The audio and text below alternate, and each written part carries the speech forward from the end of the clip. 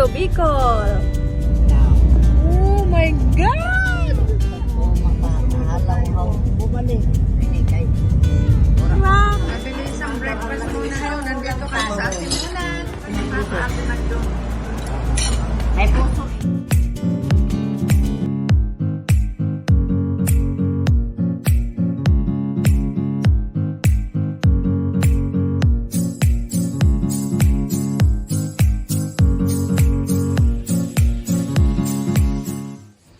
Gandang gabi, mga amiga. Nakikita nyo ba ang aking ginagawa? Ang kalat-kalat kasi ang mamita nyo ay nag-iimpake. Dahil uuwi kami ng Bicol sa Sunday, kaya lang ngayon ako nag-ready dahil tomorrow, pupunta ako ng Quezon City sa mga kapatid ko pa doon. Dahil kasama ko yung mga kapatid ko, 6 kami. Doon kami magkikita-kita sa bahay ng ate ko doon. Doon ang meeting place namin. Dahil yung sasakyan namin na van, doon kami pipick upin. Kaya ito, ngayon ang ginagawa ko, ina-apply ko yung style ng ganito. Nakarolyo. Pero parang bet ko siya kasi hindi siya makukusot eh. Nakarolyo siyang ganun. Tapos space saver siya sa bag. So ito try ko for the first time. Kasi siyempre, ayoko nang magdala ng masyadong marami. Kaya ito lang. For dark color, karamihan black, blue. Kasi ang rarampahan lang naman natin doon is kung hindi ilog, bukid, maunguha ng mga makain-kain sa bukid, yung ganun ba? Punta sa sapa, mga ganyan. So gusto ko mga dark color. Kaya ito lang. Naka-ready na siya. Andyan yung mga charger, mga lotion, kung ano-ano pa dyan, ang gamit natin. Alam mo naman, pag bumabiyahe, no, ang daming bit-bit yung gamot ko. Yan, maintenance. Kaya ngayon, dinodouble check ko na siya para kung may malimutan ako, at least, kukunti na lang yung madadagdag ko bukas. Isi-check ko na siya kung ano pang kailangan ko dalhin. So, excited! Kasi, kaya nga pala kami uuwi dahil magse-celebrate ang kapatid ko ng 60th birthday niya. Kaya naman kami ay excited at syempre, masaya ang aking kapatid. Ang aming kapatid dahil magsisiwi ang kanyang mga kasistiran. Yun. Tapos ito, hindi ko makakalimutan dahil ito ang pangrampa natin. Yan. Marampa sa pagsainitan dahil papunta kami malamang sa malamang. Mas mapapadalas ang punta namin sa mga kagubat-gubatan. Ang sarap kaya, no? Yung mga, kasi alam mo naman ako, nature lover talaga kasi ako. So, parang nakakamiss yung ganun. Kasi doon din kasi kami lumaki, doon ako nag-aaral ng elementary. Kaya, ang saya pagbabalikan yung mga dating kinagawian doon. So, ang saya lang kasi bihira din naman kami umuwi doon. Kasi si ate, mas madali siya ang lumuluwas sa Manila. So, ngayon naman, syempre, dahil birthday niya, masaya din naman kami na makakauwi kami. Sana lang, no? Bibigyan tayo ng magandang panahon para safe naman ang ating travel. Naku, super excited. Malamang, wala naman itong mga tulugan. Chikahan to the max ang mangyayari. Ang saya lang. So, kita-kita tayo sa Bicol. At tayo ay babiyahe sa Sunday ng 3 a.m. ang alis namin dito sa Manila. Kaya kailangan doon talaga ako matulog para naman hindi na ako manggaling pa dito ng madaling araw. Pupunta doon. So, hassle naman sa forever kung naihahatid ako ng madaling araw. Kawawa naman. So, bukas na lang ako pupunta. Kaya ayun! Kita-kita-kits at pag-alis natin sa Sunday, yun. Sana okay tayo, masigla at maluwalhating makarating sa ating patutunguhan sa Kanapawan. Yung palang Kanapawan na pupunta namin, isakop siya ng Labo, Camarines Norte. Yun. Ang oras niya from Manila, mga 7 hours. Depende sa takbo ng driver. So, mas gusto naman namin yung hindi naman nagmamadali. Sabi nga, di ba, slowly but surely at safe tayo makarating. So, hindi naman kailangan magmadali dahil i-enjoy lang natin ang biyahe. Yun. Ay, okay. Tatapusin ko muna ang pag-impake at see you sa biyahe natin. Aray ko. Nagkakatay. Sabi sumakay na kayo. Ayan, kumpleto na ang mga, Sana kami. kumpleto ng mga kapatiran. Ito. Sila kuya. Yung nakapatiran nila. Si Lel. Yan, ito na mga kapatid. Kumpleto na kami. Biyahe na tayo. Time check. Anong oras ngayon? 3 o'clock a.m. Good morning. Nandito na kami sa van. Nakasakay na kami. Going to Bicol. Lumiliwanag na. Katulad sa iso. Halos wala pa kaming tulog. Pero enjoy kasi habang nasa van, nagkikwentuhan. Paraga. Balik pa. Hindi nagpapakita yung araw-araw. Umaambon.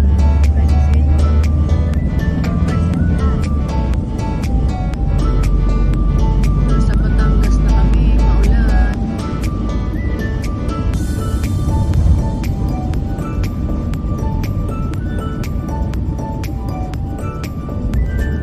Pero buti na lang hindi masyado malakas.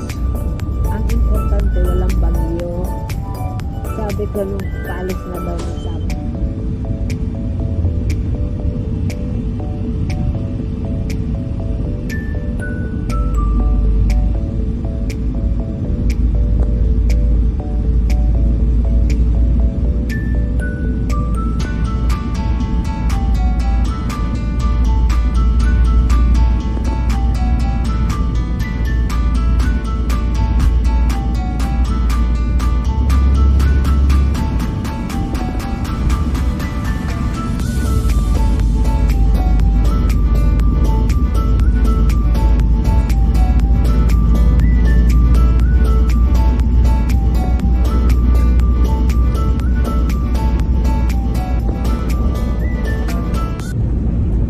Gusto kong matulog pero ini-enjoy ko muna yung view.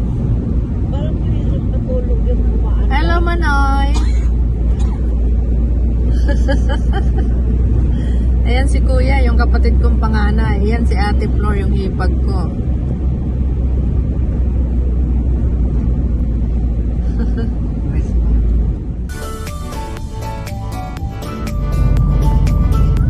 Nandito na tayo sa Bidukang Manok. Zigzag. Hindi doon sa kabila, sa maganda doon yung may welcome. Doon kami naginto eh. Nagdirect.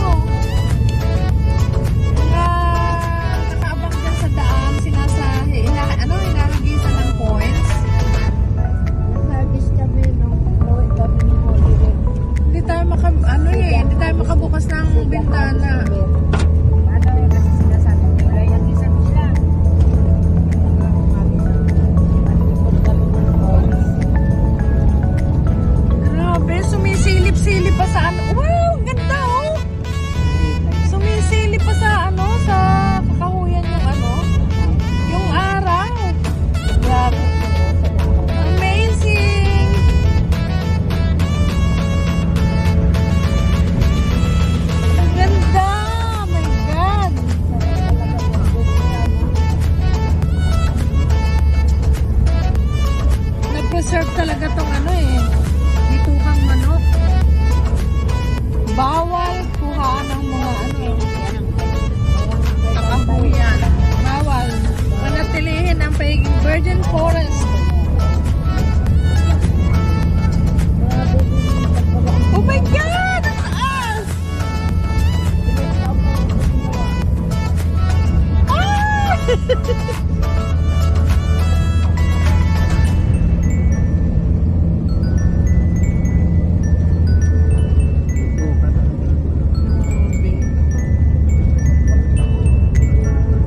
Ang ganda!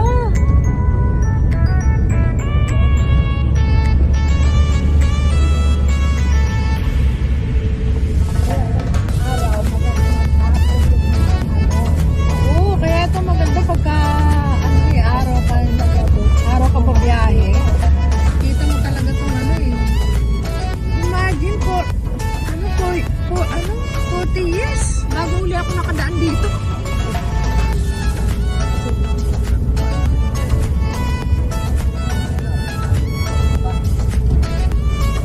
Tingnan mo naman yung kakahuyan, oh. Tingnan mo, ang lalaki na, oh.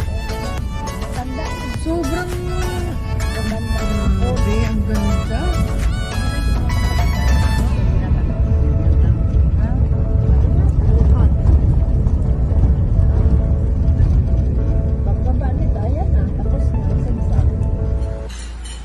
Mabilis ang breakfast muna yun. Nandito ka sa Asimulan.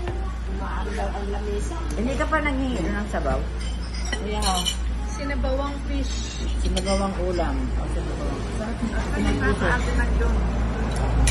May puso eh. Ang sarap ng sabaw.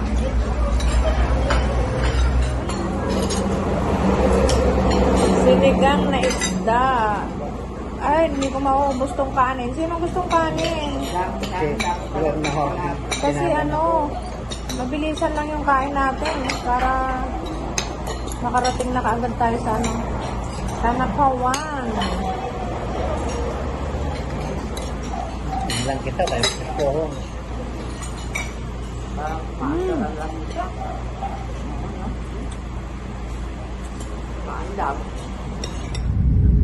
Bayan ng Santa Elena, Camarines Norte. Naku, naalala ko na naman nung dito pa kami nagtitinda sa sidewalk. Kamuting kahoy na nasa sidewalk. Ang nakaraan.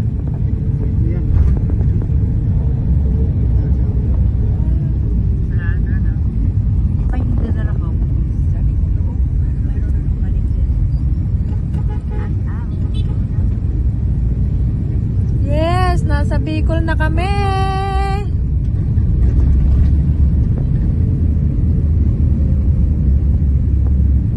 Maraming salamat po sa inyong suporta. Ano yun? Ano pa? Oras pa. Dati ba ano pa?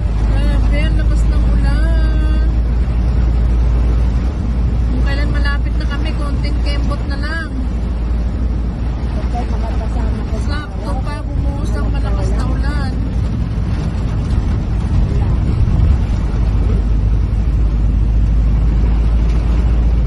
Hi! Nakarating na kami! Thank you, Lord! Ayan! Nakatiri sa Bababa na ang mga senior citizen!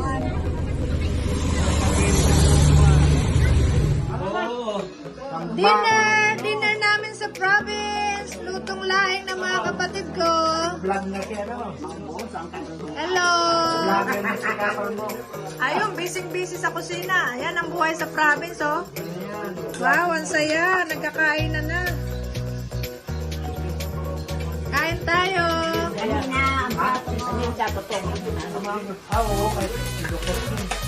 Laing, lutong laing. May gata. Bye-bye. Good night. See you tomorrow for another vlog. Wow.